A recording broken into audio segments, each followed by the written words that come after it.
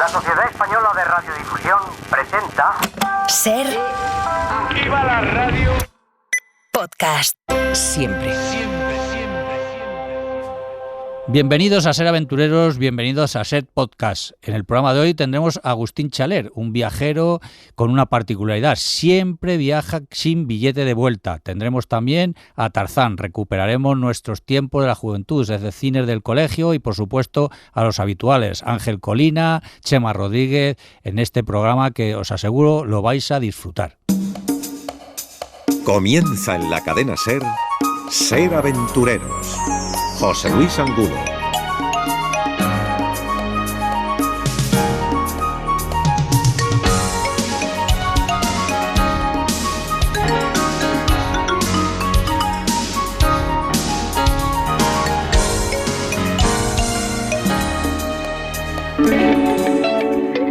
Dale, Pepu.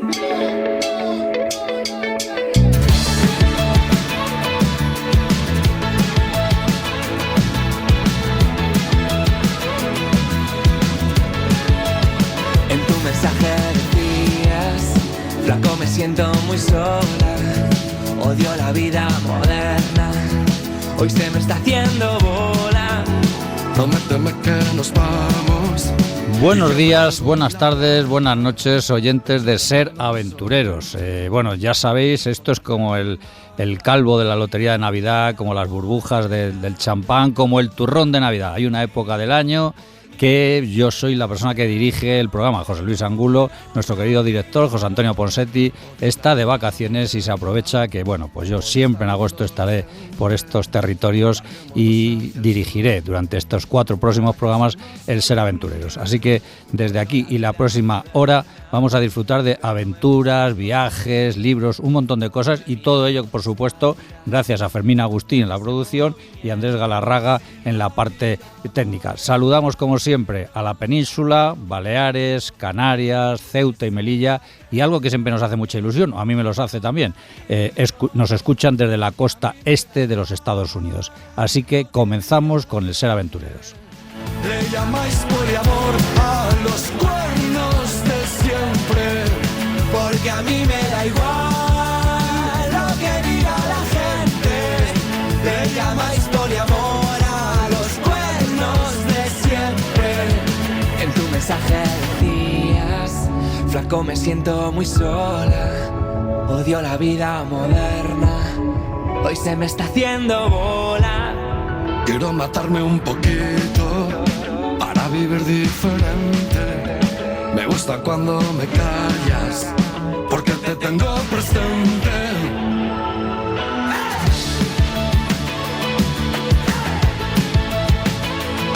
Bueno, decía al principio del programa que el señor Ponsetti está de vacaciones, merecidas vacaciones, pero el que o no las coge, o por lo menos siempre es uno de mis fichajes para el verano, es Ángel Colina. Buenos días, Angelito.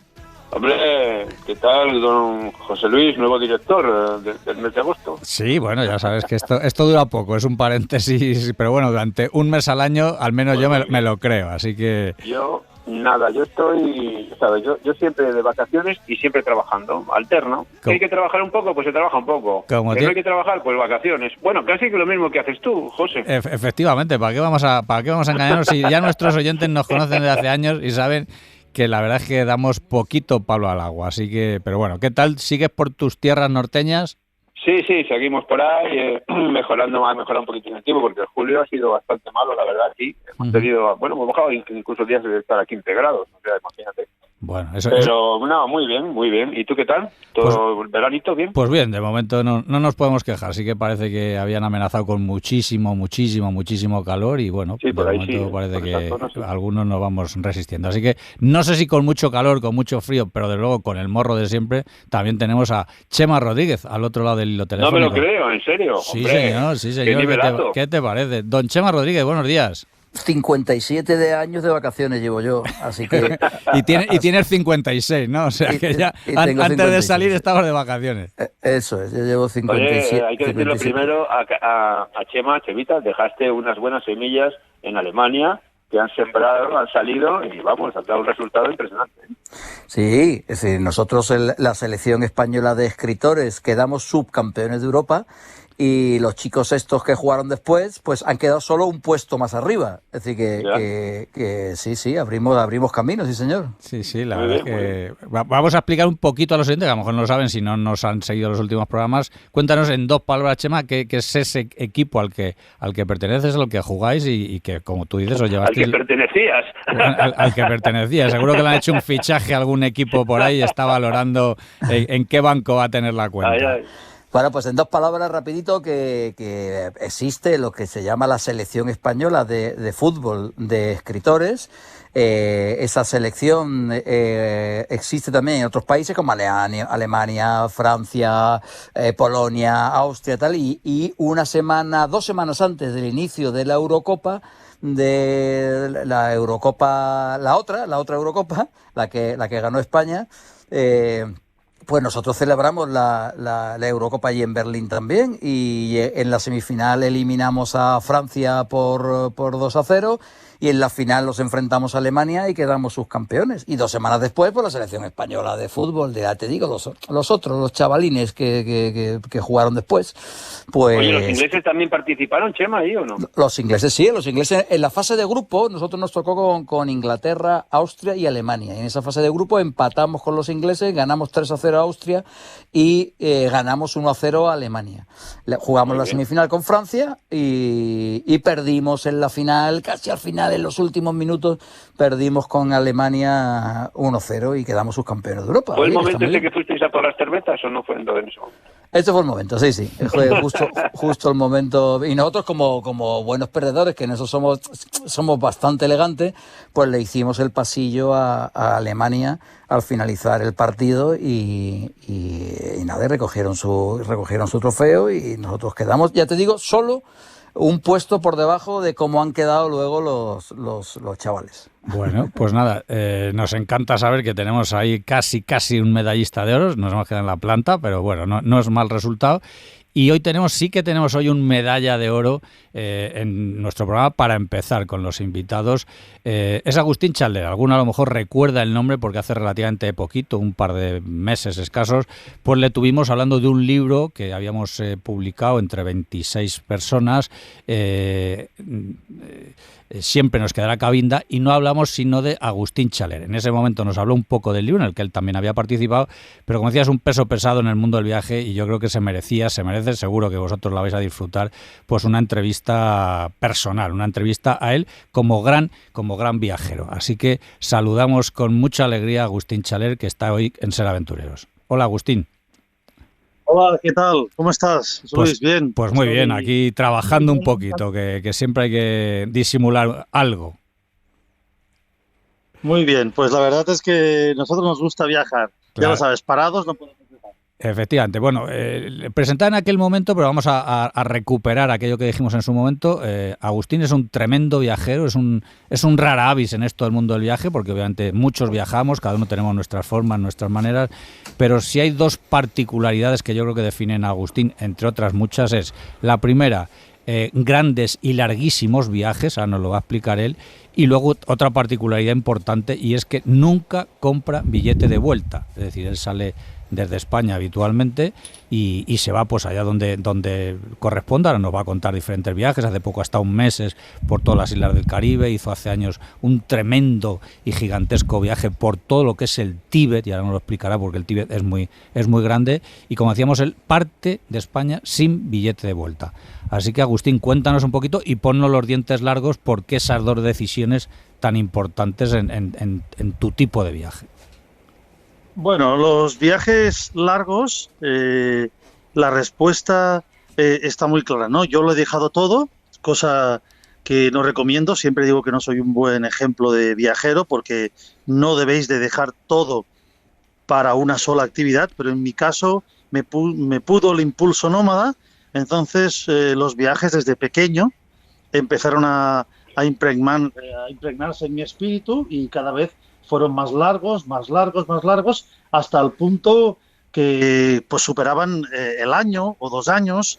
Y claro, llega un momento que con la trayectoria que llevo viajera, pues han sido muchos viajes de más de 1 año, ¿no? Yo los llamaría más que nada expediciones, ¿no? Uh-huh.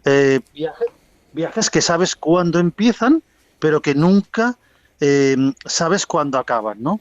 Y respecto al segundo aspecto que me has preguntado, pues que no compro billete de vuelta. Bueno, es que esto me coartaría la libertad de pensamiento.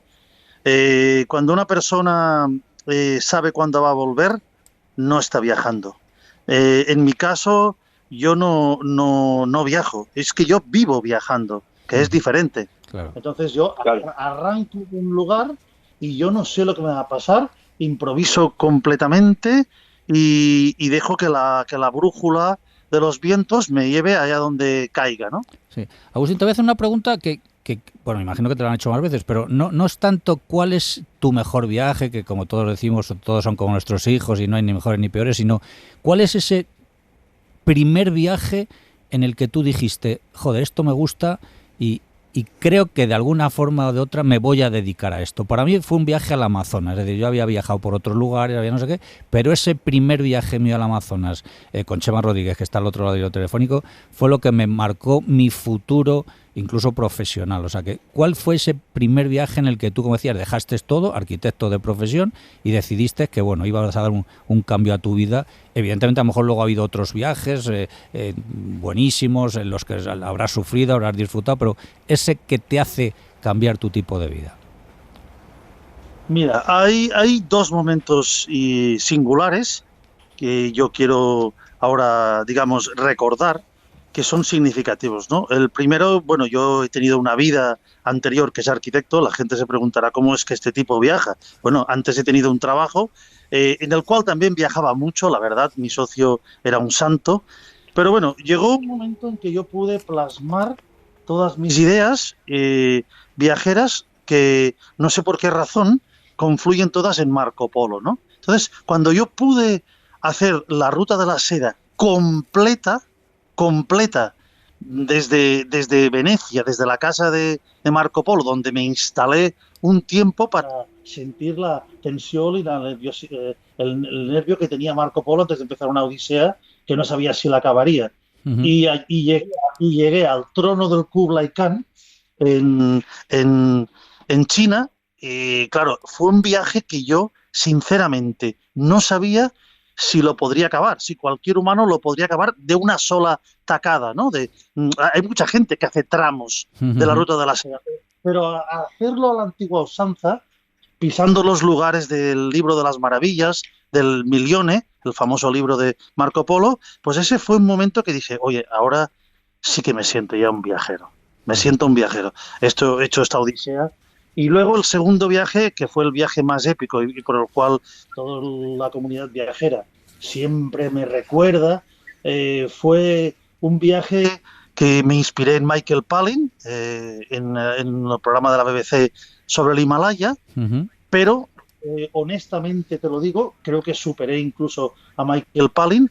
Estuve muchos meses atravesando a pie y en diferentes medios todos los países que rodean tanto a un lado como al otro el Himalaya, ¿no? Uh-huh. Esto es una odisea enorme. Ahora se han escrito libros como el de Erika Falcon sobre Himalaya. Hay mucha gente, pero realmente que haya atravesado los 9-10 países que hay a un lado del Himalaya y luego estar tanto tiempo en el Tíbet, cosa que es muy difícil, pues también fue un viaje que me marcó mucho, me marcó muchísimo. Uh-huh. Comentabas... Sí, Ángel. No, le quería preguntar a Agustín, porque claro, cuando él dice, sí, no. Mucha envidia, ¿no? Porque cuando dice que hace esos viajes y que no tiene fecha de vuelta tan largos y tal, pues mucha gente de los que nos escuchan piensan, Jolín, pero es que, claro, es que hay que vivir, ¿no? Yo supongo que, Agustín, tu forma de mantenerte en esos viajes es la literatura, supongo, ¿no?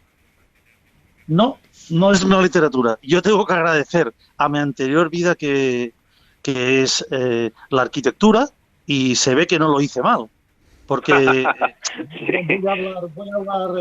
voy a hablar en plata. Sí, dilo en dos palabras, vives de las rentas. No tengo nada que esconder, es decir, gané muchísimo dinero, pero el dinero no es fácil de gestionar. Te lo digo porque uno de los méritos que yo tengo es haber justamente hecho la regresión de tener una vida de arquitecto con todo lujo de comodidades y ser la persona que soy ahora, viviendo austeramente. Creo que es mucho más meritorio el hacer la regresión para atrás. Lógicamente no voy a renegar de quién he sido, y las casas que yo compré cuando era arquitecto, en vez de distraerme en otras cosas, pues yo se ve que invertí bien y son las que me permiten ahora pues viajar y ser el dueño de mi tiempo. Chema. Y cuando viajas, Agustín, ¿de qué manera lo haces? Digamos que dices, bueno, pues sí, tienes medios económicos y tal, pero ¿lo haces de una manera discreta? ¿Buscas sitios sencillos? ¿O cómo lo organizas eso? Sí, yo he aprendido a vivir con lo simple, he aprendido a saber qué es lo que me gusta, a concretar lo esencial de la vida. Eso me lo han enseñado todas las culturas que he ido conociendo, y entonces yo viajo muy sencillo. O sea, en modo alguno aparento que sea un viajero que en un momento dado tendría un problema importante. Yo podría coger un avión en primera clase y volver tranquilamente, pero no lo uso, ni hago gala de eso, ni voy a hoteles de 5 estrellas, ni nada de eso. Es más, entiendo la vida conviviendo en las chozas en África, o viviendo en el Amazonas en una hamaca, o recorriendo con el desierto del Gobi con los camellos, no en avión, ¿no? Uh-huh. Es decir, yo vivo con lo básico, vivo con lo esencial, y en los viajes pues soy lo mismo que en la vida. Dale, Chema. ¿Y en qué medida tu vida anterior y tu profesión, e imagino que pasión anterior, que es la arquitectura, te ayuda a diseñar los viajes, o no es que te ayude, sino en qué medida vas buscando elementos también arquitectónicos a la hora de hacer esos viajes? Sí, entiendo la pregunta porque me la han hecho y es verdad. Todos los viajeros tenemos una mirada, ¿no? Cada uno tiene una mirada y es bueno que cada uno tenga la suya, ¿no? En mi caso, las dos actividades, las dos vidas que he tenido, se retroalimentan. Es decir, sí que es cierto que tengo una mirada viajera en la cual no puedo obviar mi anterior vida estética. Yo vengo del mundo del arte, entonces yo puedo estar contemplando una calle o un palacio en Pingyao, en China, y puedo estar toda la mañana tranquilamente. Y, oye, me gusta este lugar, se respira una atmósfera muy buena, me siento muy bien. Oye, pues mira, me tomo un té y me quedo aquí. ¿Me entiendes? Yo no soy una persona de estas que vaya a golpe de pito, tenemos que ver 4 cosas en una mañana. Es decir, yo soy una persona que disfruto del momento y disfruto de los lugares. Entonces, yo creo que eso sí que viene de la mirada contemplativa del artista, ¿no? Uh-huh. La arquitectura es un arte, entonces creo que sí que me influyen las dos cosas. Los viajes me influyen al proyectar, y la arquitectura me influye en los viajes. Sí, Agustín, antes nos hablabas de Erika Falkland, el libro este que ha escrito sobre el Himalaya, y otro sobre todas las fronteras con Rusia y demás. Me consta, porque te conozco, que tienes una gran biblioteca de viajes, y luego, por supuesto, y lo has mencionado tú antes, todo lo que cae en tu mano sobre Marco Polo va para tu casa. Cuéntanos un poquito, ¿cómo estructuras esa gran biblioteca? Sí, bueno, ojalá, estoy ahí dentro ahora mismo y ojalá la pudierais ver, porque realmente es la joya de la corona.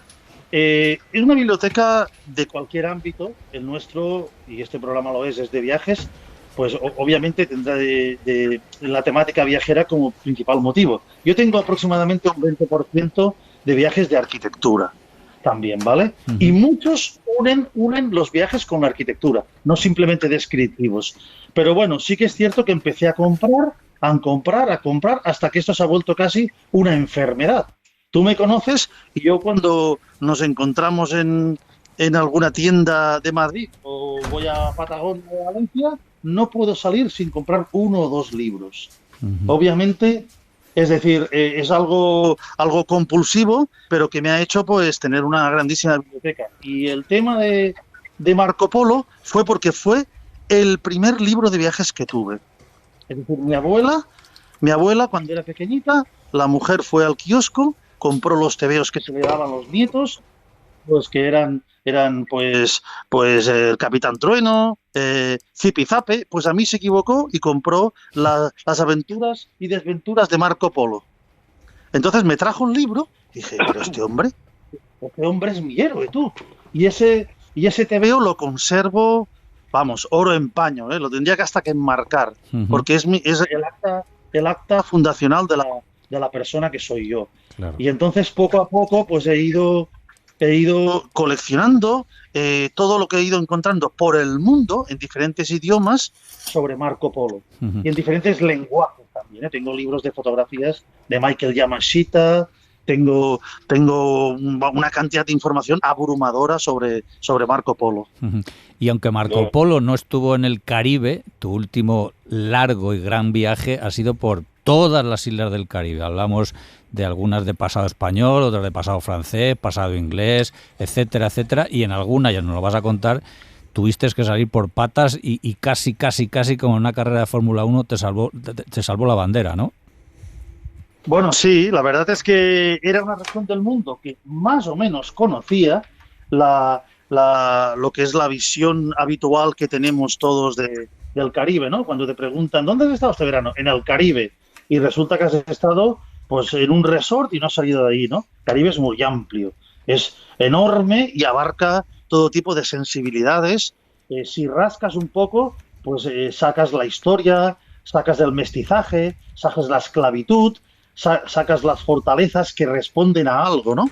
Y gracias a Dios, pues bueno, he podido explicarlo también en una magna conferencia que di en Barcelona y más o menos es un lugar del mundo que me ha hecho, en cada viaje si aprendes una sola cosa, para mí has cumplido la función, ¿no? En este viaje he entendido que los prejuicios son el enemigo del viajero. O sea, no hay que tener prejuicios para viajar y todos los tenemos con el Caribe. Entonces, en este caso ha habido momentos dulces y momentos críticos, ¿no? El momento crítico, quizás más crítico, ha sido Haití, cuando no se podía entrar. Realmente el presidente de Haití ahora mismo está en Puerto Rico, refugiado, y está bajo el dominio de las bandas, ¿no? Era una entrada al país compleja que me fue denegada 3 veces por tierra, porque no se puede llegar por aire. Dinamitaron el aeropuerto de Puerto Príncipe, quemaron la mayor factoría de ron, sacaron a los 4.000 peores delincuentes de la prisión. Entonces el momento era crítico, lo es, ¿no?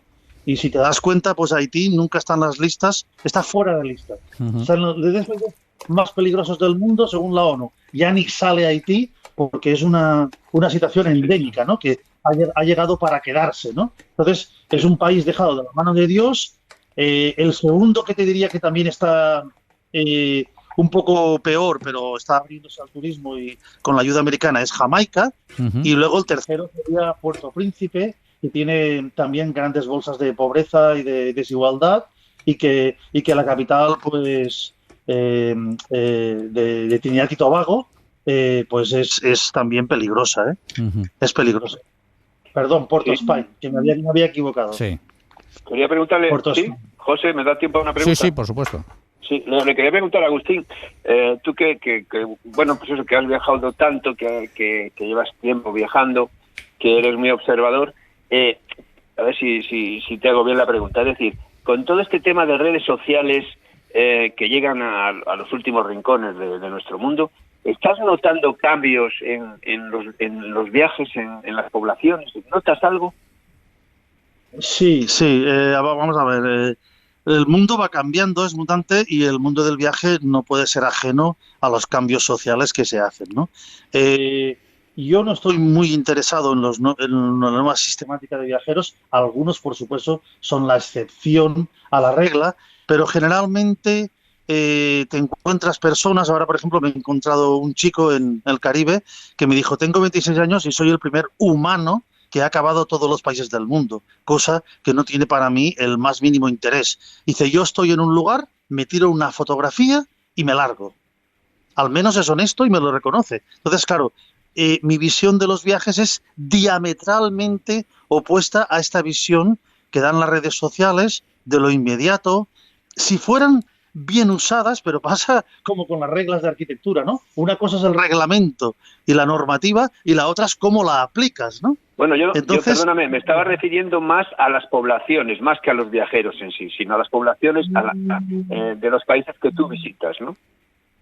Bueno, si vas a países muy pobres, desde luego aún no ha llegado el tema redes sociales. Es decir, si tú me estás hablando del impacto que puede tener en África, en una población de Malawi y esto, pues Bueno, sí que todo el mundo ya va con teléfono, ellos tienen los teléfonos que tienen, pero yo no creo que las redes sociales aún sean definitorias para cambiar el país y tampoco sé si le ayudan al país para algo, ¿no?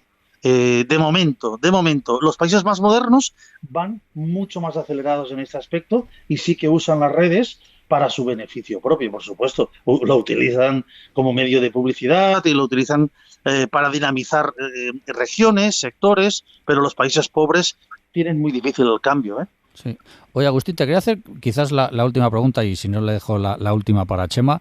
Sé que hay muchos lugares que te fascinan, Japón es uno de ellos, pero sé que hay un lugar, un país que compartimos tú y yo el cariño, a pesar de que no es un viaje fácil, no es un país fácil, y al que siempre cuando estás, como se suele decir, bajoneado, cuando has tenido algún problema y demás, huyes, entre comillas, y esa es la India. Sí, sí. Bueno, tú me conoces muy bien y sabes que yo tengo una historia de amor con la India. Cuando me dicen la India se ama o se odia, digo, esto no es verdad, porque es como todo, no hay verdades absolutas, hay cosas de la India que me gustan y cosas que no me gustan. Pero en general siempre he obtenido respuestas a todas mis inquietudes, a todas mis preguntas, ¿no? Yo empecé mi relación de amor con la India muy joven y llegó un momento que cuando me di cuenta había estado 10 años seguidos yendo cada verano a la India. Dije, es momento de cambiar de registro. El mundo es muy grande. Yo hacía muchos más viajes, pero siempre cada año gastaba 2-3 meses de mi tiempo en la India, ¿no? Yo le he dado 3 años de mi vida a la India, pero la India te aseguro que me los ha devuelto con creces. Pues Chema, te dejo la última, que tú además también has conocido, has disfrutado, incluso has rodado películas en la India, así que te dejo que hagas la última, Agustín. Yo te voy a hacer la pregunta a la inversa. ¿Cuál es ese país de los que has conocido a los que nunca volverías? Pues mira, te acabo de decir ahora que el viaje del Caribe me ha enseñado a no tener prejuicios. Yo soy buena gente, entonces yo le daría siempre segundas oportunidades a cualquier país. Obviamente tengo mis gustos. Hay países como Corea del Norte o como Turkmenistán. Oye, que por lo que sea no me calaron, pero a veces es el viajero el que falla. Es tu estado de ánimo, el momento vital en que vives no era el adecuado. El país tú no lo puedes cambiar. Es mejor que tú asumas de inmediato la realidad que te encuentras en cada país. Y entonces, bueno, obviamente yo volvería a Corea del Norte, volvería a Turkmenistán, volvería a cualquier país africano llevado por algún dictador, porque entiendo que me quiero quedar con que lo mejor de cada lugar son las personas. Uh-huh. Y esto, y ya está, es la última, como a los actores, a los protagonistas de películas y demás, que siempre les preguntamos qué es su próximo proyecto y siempre dicen, bueno, no me gusta decirlo por si acaso se me chafa. No sé si tú eres supersticioso, sé que tienes algún proyecto, sé que está un poquito ahí ahora adormecido, pero cuéntanos, si es que quieres, puedes, ¿cuál es tu próximo proyecto viajero? Sí.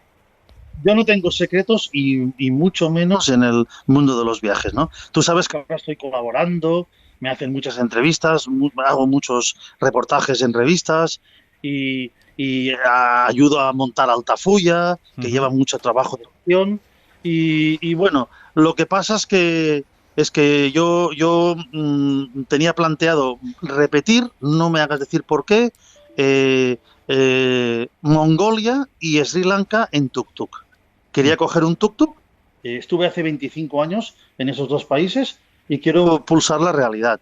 Y luego quizás continuaría hacia el Pacífico, ¿no? Uh-huh. Que me faltan 3 o 4 islas, pero no por el significado de acabarlas, ¿no? O sea, ahí me quedan solo 6 o 7 países y no tengo mayor interés en acabarlo. No le encuentro un mérito a esto. Yo creo que mi trayectoria debe ser más valorada por la intensidad y la calidad del viaje, no por la cantidad. Uh-huh. Entonces, bueno, yo creo que mi próximo viaje, cuando supere los problemas físicos que tengo, me tienen que operar ahora, pero nada, algo leve, pero que me impide pues hacer el próximo viaje, que era Mongolia, y de allí ir a Sri Lanka. Bueno, pues en los dos lugares estuvo tu buen amigo Marco Polo. De hecho, Sri Lanka, él dijo que si hay un paraíso en la tierra, y valga la redundancia, ese era Sri Lanka. Y en Mongolia, ¿qué vamos a decir? Si él estuvo en la corte. Así que te deseamos lo mejor en ese próximo periplo. Y por supuesto ha sido un placer compartir contigo, conocerte un poquito más. Y tú decías que no eres muy de redes. No sé si tienes algún sitio donde publicas algo, donde nuestros oyentes puedan seguir a Agustín Chaler, sus andanzas y sus aventuras. Sí, claro, mi perfil es Marco Polo Bags. Marco Polo BAGS, que son maletas. Marco Polo, exactamente. Marco Polo Bags, maleta en inglés, Marco Polo Bags. Y ahí podemos todavía conocer un poquito más a este tremendo viajero que, como él dice, no tiene mayor interés en conocer todos los países, pero luego lo que conoce, lo conoce muy bien. Así que un gustazo, Agustín, y te esperamos para que nos vuelvas a contar más andanzas y más aventuras en Ser Aventureros. Bueno, yo encantado de estar con vosotros y cuando queráis repetimos. Un abrazo. Un abrazo. Vale. Ando silbando, me paro con la gente a charlar. Me tomo algo, sonrío y me lo vuelvo a tomar. Escucho música y me pongo a bailar. Sigo flipando cuando veo mi cara en el as. Últimamente las cosas cambian cada vez más. A veces pienso que algo malo viene detrás. Me siento como una colilla con los labios al fumar. Me cuelgo de cualquiera que le guste trasnochar. Que inoportuno fue decirte me tengo que largar, pero que bien estoy ahora. No quiero volver a hablar de princesas que buscan. Ser Historia con Nacho Ares. Jesús Callejo, tirano de Bergerac, que es hablar de una figura con nariz y sombrero. Es un icono gracias a Edmond Rostand, ¿no? Aglutinó muchísimas virtudes y muchísimos defectos, porque fue soldado, estuvo en la milicia, fue escritor, matemático, astrónomo, inventor, filósofo, en fin, un montón de cosas más. Por supuesto, espadachín y, por supuesto, narigudo y, por supuesto, un poco quijotesco, ¿no? Y, de hecho, parte de las causas de su muerte pueden ser por la sífilis, pero también por la cantidad de enemigos que se fue granjeando. Y entonces eso es lo que dicen, que ese supuesto accidente que tuvo, donde una viga sospechosamente le cae en la cabeza, pues a lo mejor no fue un accidente, sino que fue algo perpetrado por alguno de sus muchos enemigos. Las curiosidades, misterios y enigmas de la historia en Ser Historia con Nacho Ares. Siempre que quieras, en Ser Podcast. Vayas donde vayas, Cadena Ser. ¿Tienes bizcochos borrachos? Sí, señor. Pues ponle a cada uno unas gotas de amoníaco. No todo es mentira. Cuando todo el mundo está loco, estar cuerdo es una locura. Con Chema Rodríguez y todo su equipo.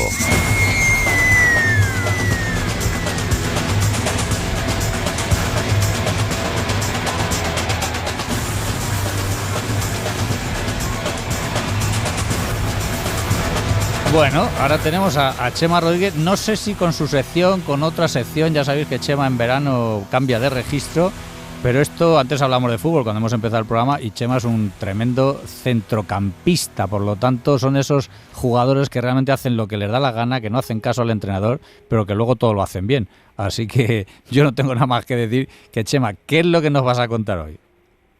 No, yo creo que, soy un centrocampista, pero un centrocampista táctico. Soy un de mesa, Rodri o un Busquets del centro del campo. Guardo la posición y reparto juego. Es decir, te veo más como Xavi yo a ti, ¿eh? Te veo más un Xavi, fíjate. No, que va, tío. Bueno, no toquemos puntos complicados, Colina.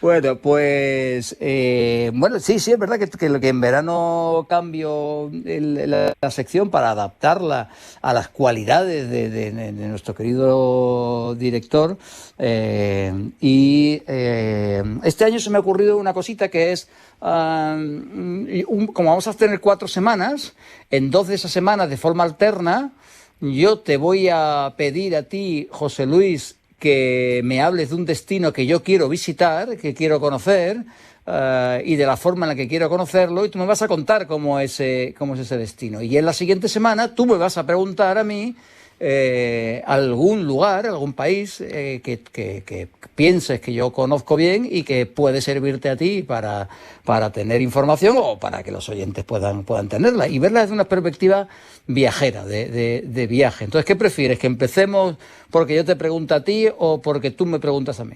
Oye, José, me voy a tomar un café, ¿vale? Vuelvo en un ratito. No, porque se trata de que tú, José Luis, digo, que tú, Ángel, se hable del país que se hable, desde tu curiosidad innata, pues también... Te haga alguna preguntita. Preguntes, te intereses, seguramente a lo mejor esos países los conoces y puedes aportar. Es decir, que esto es un juego, esto es un trío, somos una cama redonda de viajeros y amantes de los lugares del mundo. Yo creo que vamos a empezar preguntándote a ti, Chema, y así Ángel también puede, como él decía que se iba a tomar un café, le vamos a estropear el café para que no se menee de ahí de su sitio.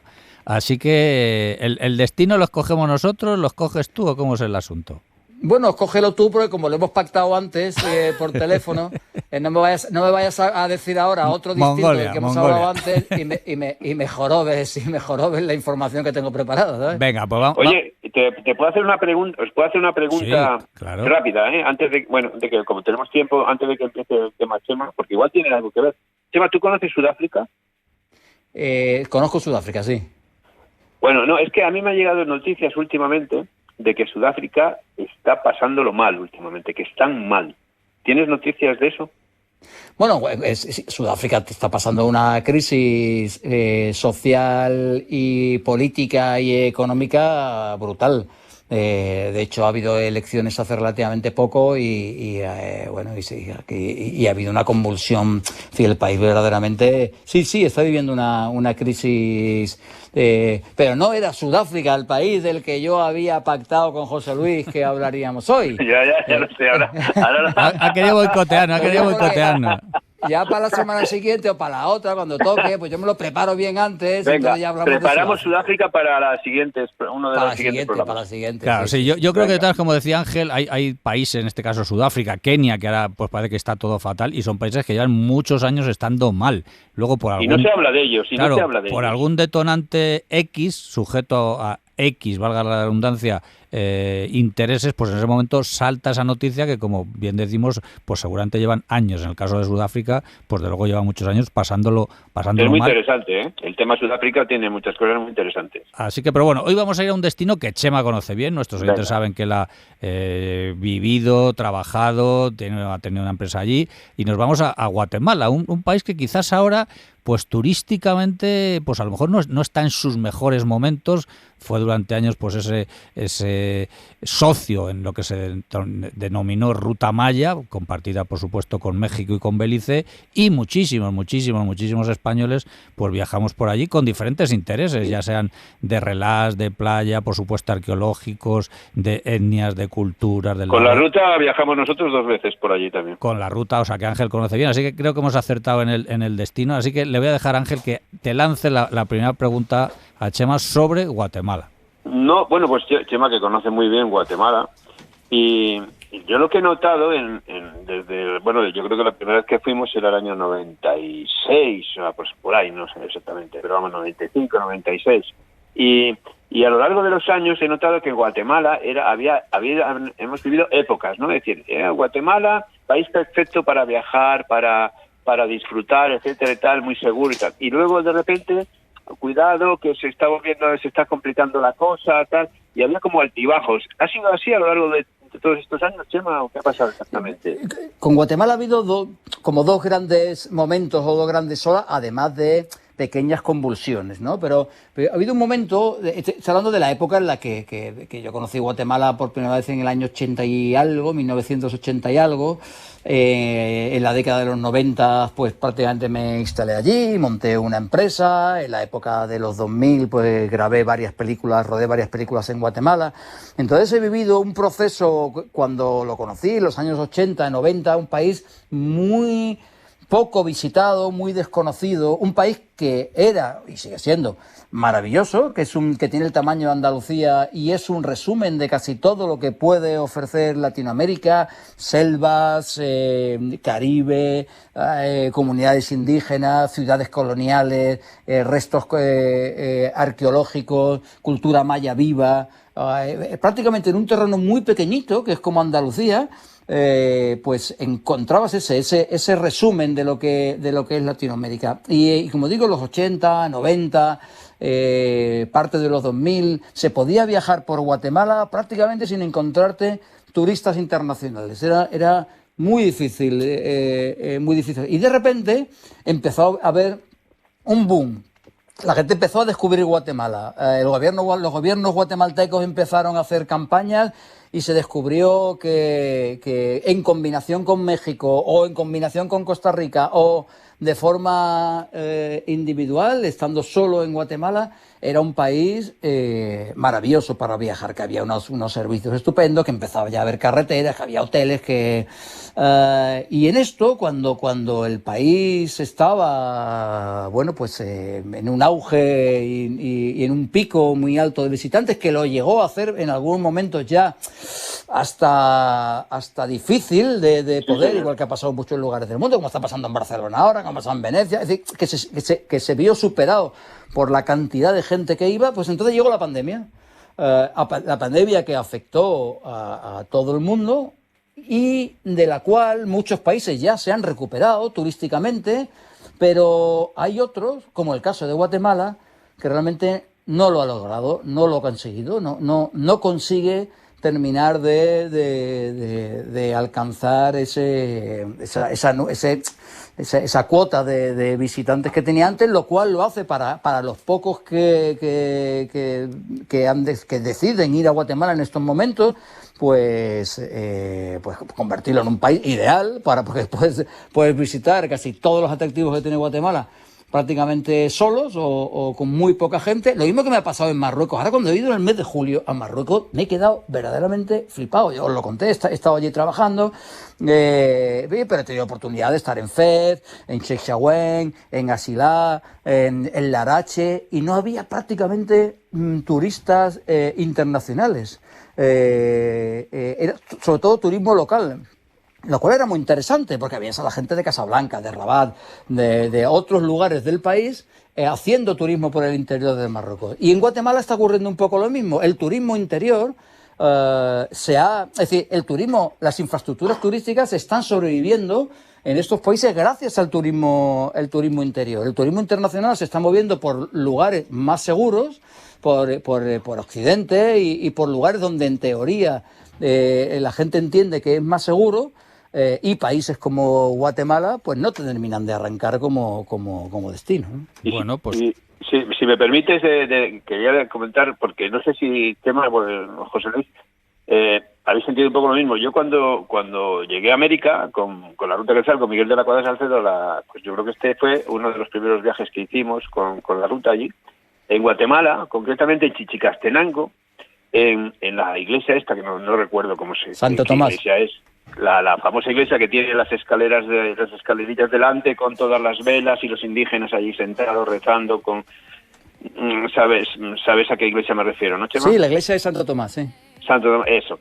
Pues al entrar ahí, yo personalmente, aunque hemos viajado por toda América Latina y tal, sentí una sensación que no había sentido en ningún sitio, o sea, de misterio, de los indígenas rezando muy bajito, con esas ofrendas de las faltas o los refrescos que ponen, las Coca-Colas, tal, y me pareció algo extraordinario. O sea, tuve una sensación como de ir hacia atrás en el tiempo, como en 500, 600 años, ¿no? Era una sensación, algo muy especial. Y yo creo que Guatemala es uno de los países más interesantes y maravillosos para conocer en América, sin duda. Pues no lo he dicho yo, no lo ha dicho Chema, sino que lo ha dicho Ángel Colina. Guatemala es uno de los lugares más interesantes, no solo de Centroamérica, sino de todo el continente americano. Así que ahí lo dejamos, porque tenemos un pedazo invitado que vais a alucinar. Le pido perdón a Chema por la interrupción, ¿eh? En absoluto. Ha sido una buenísimo final de sección, aunque no lo ha acabado Chema, pero da lo mismo. I've been everywhere, man, looking for someone who can please me, love me all night long. I've been everywhere, man, looking for you, babe, looking for you. El humor está en la SER. Has estado en el estrecho de Gibraltar en busca de la orca esta follonera, ¿no? Sí, claro. Yo he ido para allá a averiguar un poquito por qué han habido estos ataques a barcos de la orca llamada Gladys, ¿no? Gladys, sí. Y he visto sobre todo pues que no está sola, ¿no? En los atunes, sabes que hay muchos atunes ahí en el estrecho, pues también se han sumado a la organización. ¿El atún? Y podría decir que son los más vehementes, los más convencidos, pero muchos, ¿eh? Mira, escucharon. Gladys es nuestra liberadora, nuestra Juana de Arco, nuestra Agustina de Aragón, Espartaco. O sea, los atunes hemos sufrido mucho, pero mucho a manos de los hijos de puta de los humanos. Ya sé que tú eres humano y siento decírtelo, pero sois unos cabrones, sois lo peor. ¿Sabes que hacéis bocadillos de atún y le llaman vegetales? O sea, vegetales. Hostia, es que no solo nos matan, nos trocean, nos comen. Es que encima nos humillan. Nos llaman vegetales como si fuéramos una lechuga o un tomate. Vegetales. Cadena SER, la radio con mejor humor. Será mejor que diga la verdad, media verdad y todo menos la verdad.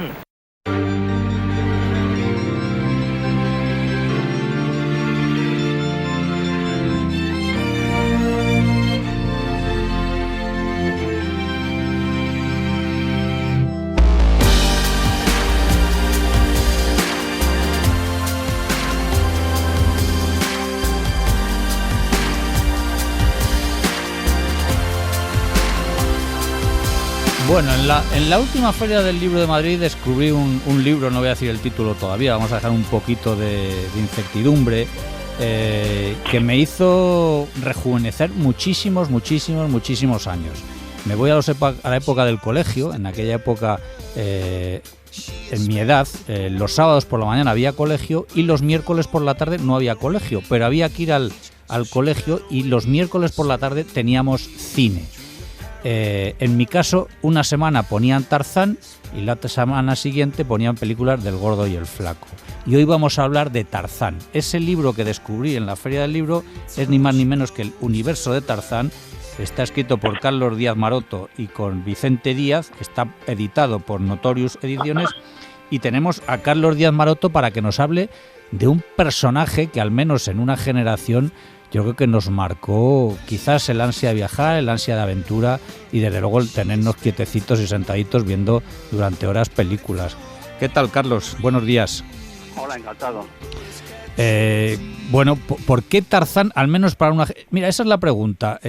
¿Los jóvenes conocen a Tarzán? Bueno, yo creo que sí, pero más o menos de una forma tangencial.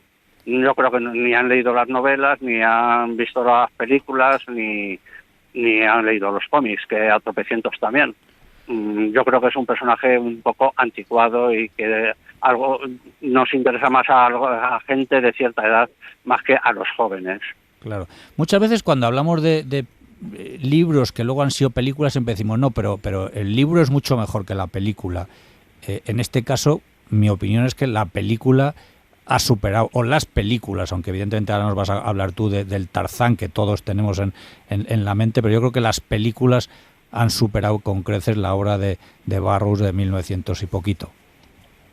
Bueno, eso es relativo también. Claro. Lo que es curioso es que en las películas de Tarzán no hay ni una sola que sea medianamente fiel al original. Uh-huh. Hay, si acaso la de Greystock, digamos la primera mitad es la que más se acerca. Correcto. Pero luego se va por los cerros de Úbeda, como prácticamente todas. En las primeras películas de Tarzán pues eran más o menos realistas dentro del tono fantasioso que tiene, pero después ya empezó a meter legiones romanas perdidas en medio de la jungla, humanos reducidos de tamaño, dinosaurios, cosa que apenas aparece en las películas. Claro. Yo creo que todavía hace falta una adaptación fiel de Tarzán en el cine. Yo que soy el más viejo, la primera que vi fue la de Gordon Scott, que creo que es de los 60 o por ahí aproximadamente, ¿no? Esa peli. Bueno, hay varias de Gordon Scott, creo que 6. La de Johnny Weissmuller fue anterior, ¿verdad? Sí, esa es de los años 30. Eso es. Hay diversas etapas con distintos actores que iban cambiando. Y Les Barker. Aquellas películas, aquellas películas de Tarzán. Aquellas películas de Tarzán en blanco y negro eran auténticamente impagables. Es decir, se veía a Tarzán que iba de liana en liana y se iban viendo los cables de las lianas. Es decir, era todo un ejemplo de cómo los efectos especiales en aquella época todavía no estaban bien conseguidos, ¿no? Sí, sí. Sí, además, Carlos, coméntanos, porque incluso lo que dice Chema, pero lo de las lianas, pero incluso los elefantes que se utilizaban se les ponían, como se dice, unos postizos en las orejas para simular que eran elefantes africanos, porque en la mayoría de los casos eran elefantes de circo y eran elefantes de la India. Sí, eran elefantes indios porque eran más fáciles de adiestrar. Entonces les ponían unas orejas falsas. Era maquillaje que lo que venían por encima y los hacía. Bueno, en algunas películas, en otras ni se molestaban en ponerles las orejas postizas, ya en los años 60 o así, que ya las cuidaban menos. Claro, porque se hicieron muchas películas de Tarzán hasta que realmente hay una película de Tarzán que ya toda se rueda en África. En la mayoría de los casos ni siquiera se pisaba el continente negro. No, se rodaba en los estudios de Hollywood, que era más fácil y más barato. Yo creo que la primera película de Tarzán es de los 50, yo creo que una de Gordon Scott o alguna de esas. En el libro lo digo, ahora mismo no me acuerdo. Claro, hablas tú de Gordon Scott, hablaba Ángel, hablamos por supuesto Johnny Weissmuller, el Tarzán que todos tenemos como referente con su famoso grito, que también hay teorías si era original o si era hecho un poco de laboratorio, pero a mí me han sorprendido dos Tarzanes, y quiero que nos cuentes un poquito, dos Tarzanes que salen en vuestro libro, que son Tarzanes españoles, uno de Soria y otro de las Canarias. Cuéntanos. Sí, Richard Esteran y no me acuerdo del otro, ¿cómo se llama ahora mismo? Lo tendrás tú ahí, es posiblemente el dato. Pues te lo digo. Sí, uno era José Luis Ayestarán y el otro era, le llamaban David Carpenter, pero era ni más ni menos que Domingo Codesino Hernández, canario. Sí. Bueno, en esa época el cine español tiraba mucho por el cine de género. Era famosa las películas de terror de Paul Naschy, producida por Profilmes, y entonces en un momento determinado esta compañía decidió diversificar la oferta y entonces pues se puso a hacer películas de aventuras en el sentido amplio. Y entonces una de ellas pues fue una de Tarzán. La hicieron las películas, me parece que hay 5 películas de Tarzán en total españolas, y ninguna es buena. No solo que no sean buenas, sino que son malas a rabiar. Sí. En una de vuestros, no recuerdo si es la del Soria, no, lo del Canario, decís, no sé si tú o tu otro compañero que ha escrito el libro, decís, es difícil que una película de aventuras aburra, y esta lo consigue. O sea que, sí, esa frase es mía, sí. Esa frase es tuya, me acuerdo. Que realmente eran malas de verdad. Sí. Es que, vamos, las rodaban en un parque temático aquí en España y luego metían muchos planos de archivo de animales, y luego Tarzán se pasaba media película andando por el bosque, porque bueno, era una selva, sin parar, y una historia mínima y sin emoción, sin garra, sin tensión, claro. En fin. Bueno, y Carlos... Era un espectáculo, era ver nadar a Johnny Weissmuller, ¿eh? Que ese fue olímpico, ¿no? Sí. ¿No fue Johnny Weissmuller el que fue olímpico? Sí, fue un campeón olímpico a finales de los años 20. Entonces ya cuando la Metro-Goldwyn-Mayer compró los derechos, pues empezaron a barajar diversos actores, entre ellos Clark Gable, por cierto, y al final pues decidieron contratar a Johnny Weissmuller por sus habilidades de natación. Si te fijas, en todas las películas tiene alguna excusa para nadar. Sí, pero nada que sí, es verdad, permanentemente. Sí. Y Carlos, para ti, entre todos los Tarzanes que ha habido, pues bastantes, ¿con cuál de ellos te quedas? Resulta difícil. El más entrañable, por supuesto, es Johnny Weissmuller, pero es que no se parece en nada a Johnny Weissmuller al Tarzán de las novelas. Claro. Todos tienen, hay algunos en los años 50 que se adecuan muy bien físicamente al personaje. Lo que pasa es que luego son actores mediocres, con lo cual no hay ninguno al final que termine de crear el Tarzán perfecto. Todavía hace falta. Pues hemos conocido un poquito más ese personaje tan importante para algunos de nosotros en nuestra juventud, que fue Tarzán. Así que os recomendamos, por supuesto, que veáis películas. Hoy en día es fácil ver películas en muchas plataformas. Y por supuesto que leáis el libro El universo de Tarzán, con autores Vicente Díaz y Carlos Díaz Maroto, prólogo de José Navarro y, como decíamos, la editorial Notorious Ediciones. Así que no sé si tendremos, que no lo sé, el famoso grito de Johnny Weissmuller por ahí, pero quizás sería una buena manera de despedir la sección.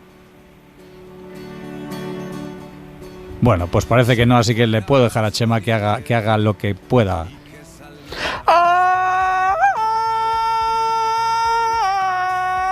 Bueno, oye, yo creo que has superado con creces al de Johnny Weissmuller. Te van a contratar con el tema. Pues nada, chicos, ha sido un placer, un gustazo teneros en este primer programa de agosto, así que, como dicen, la semana que viene más y seguro que mejor, y seguir disfrutando de playa, montañas, comidas y todo lo que estáis haciendo, pero la semana que viene os esperamos en Ser Aventureros. Un abrazo. Chao, amigos. Chao. Adiós, Angelito. Adiós, Chema. Chao. Coge el Peugeot, sube el volumen. Hoy bailaremos hasta no poder más. Para no perderte ningún episodio, síguenos y suscríbete en la aplicación y la web de Cadena Ser y en la plataforma que prefieras. Nuestra libertad. Cadena Ser. La radio.